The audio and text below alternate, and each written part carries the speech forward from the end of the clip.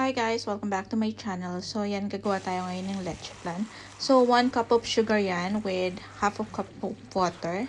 And then hintay ko lang siya mag-boil. Niyaan ko lang siya hanggang sa mag-golden brown. And then, ayan, ilalagay ko na sila sa molder.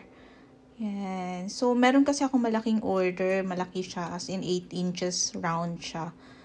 Yan, atong hirap sa sa leche plan ko, yung parang yung sa caramel ko, mabilis siyang matuyo, guys. Yung kalan ko hindi siya pwede na parang diretso ba yung yung baking tin ko dun sa apoy, yan. So yan, make sure niyo na lang, guys, na pag gumawa kayo ma-coat lahat ng caramel o yung arnibal natin. Yan, mabilis siyang matuyo, guys. So nilagyan ko yan lahat. Tapos parang konti yata yung nalagay ko. Pero anyway, so ayan. Nalagyan naman siya lahat pero hindi siya nabuo kasi nga bilis niyang natuyo. Hindi na ako gumawa ulit. Pero mako-coat pa rin naman niya lahat. Makikita niyo yan at the end. Mako-coat pa rin. Pero kayo, pag kayo gumawa, make sure niyo na mako-coat niyo lahat ang space ng leche plan pan natin or tin. So, ayan. Sinisimot ko pa talaga kasi sayang, guys. Then after that, doon naman tayo sa mixture natin, milk mixture. Yan, 10 pieces egg yolks. And then mix lang natin.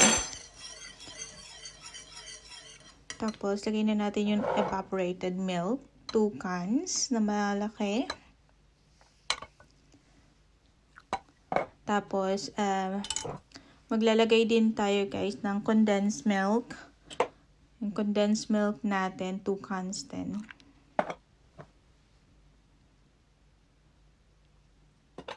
Siyempre, sisimutin natin yan kasi sayang ang gatas, guys. Mahal.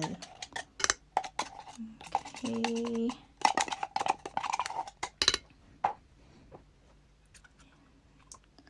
So, simutin natin yan kasi sayang. Mahal ng mga ingredients ngayon. Then, after that, maglalagay naman tayo, guys, ng vanilla extract. Yung mga 1 tablespoon yan. Inubos ko lang yung isang yan. Tapos, nagbukas ulit ako ng panibago.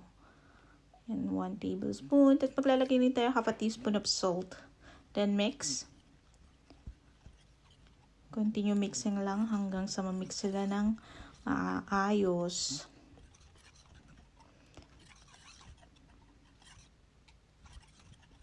Yan. After that, guys, kailangan natin silang salain. Ako, daging 2 beses ako magsala kasi makikita nyo, may mga buo-buo yan.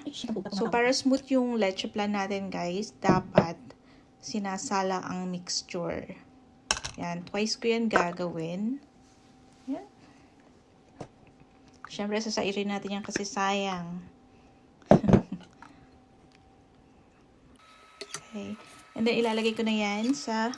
Unahin ko yung malaking tin natin, yung 8 inches, kasi yan talaga yung order. The rest is extra. Pero luckily, merong umorder sa akin na 3 leche plan na maliliit, which is okay na din. Good. Yan, so cover lang natin. Medyo galante ako sa foil. Kasi ayoko talagang, gusto ko cover siya hanggang ilalim kasi ayoko matutuluan siya ng tubig.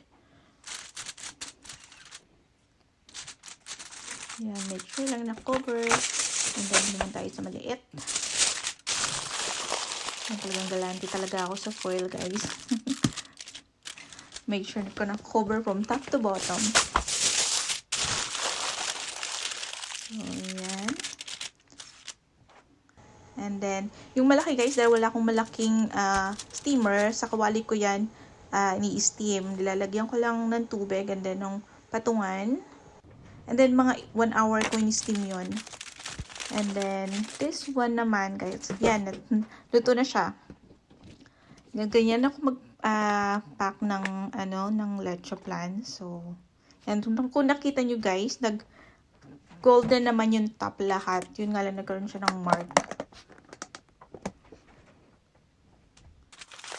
Ayan. Next naman,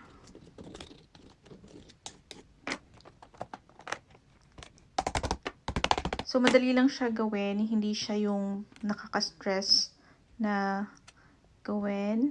Medyo ang mahirap lang dyan yung arnibal niya. Then, dito tayo guys sa malaking leche plan. Kasi nga, akala ko talaga guys, kasya yun sa una kong lagayan. Kung makikita nyo, magpe-fail ako dyan. Mag-fail ako pero masusolusyonan ko rin. Yan, nag-iisip na ako kung kasya ba siya. Feeling ko kasya pero hindi pala. Huwag puro feeling lang. Yan, so kung makita nyo yung mga gilid niyan guys, tumagas na talaga yung caramel niya. As in, hindi talaga siya kasya. Pinipilit ko pa. Ayan, so yan, nag-decide ako kung anong gagawin. Binili ko siya sa lagayan niya. And then, ito naub ko siya dun sa panibago niyang lagayan. So, yan. Okay naman. Malinis yan, guys. So, nililinis ko lang yung gilid niya para wala siyang masyadong mga butil-butil ba ng leche plan. Yan. Perfect.